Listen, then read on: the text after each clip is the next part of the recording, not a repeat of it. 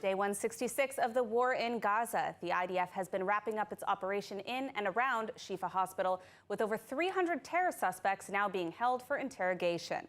More from ILTV's Steve Leibowitz.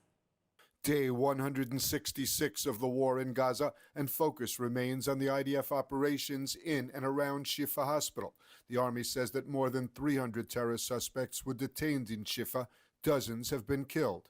The IDF released footage showing weapons found by troops in a room adjacent to the Shifa director's office.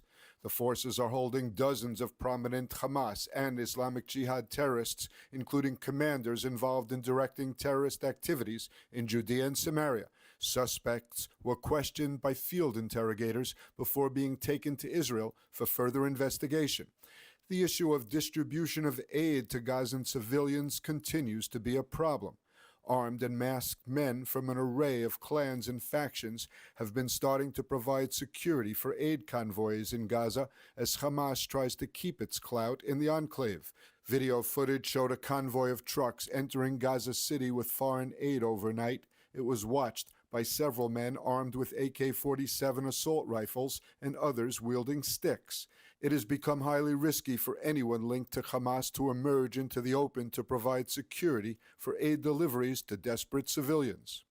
So numerous clans, civil society groups and factions, including Hamas's secular political rival Fatah, have stepped into the void to provide security for the aid convoys.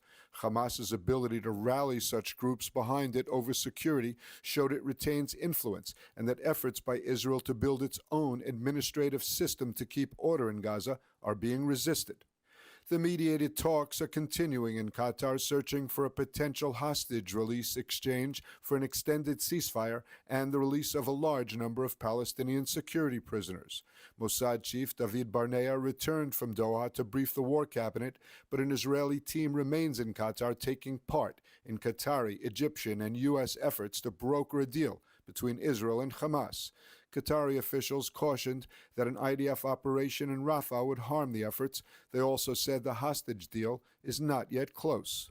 First of all, I don't think we are at a moment now where we can say that we are close to a deal. We are, as I said, we are cautiously optimistic because the talks have resumed, and that is a good thing, and we hope that that continues, and we hope to build upon that in the coming days, but it's still too early to announce any successes. So we remain, as I said, we remain hopeful.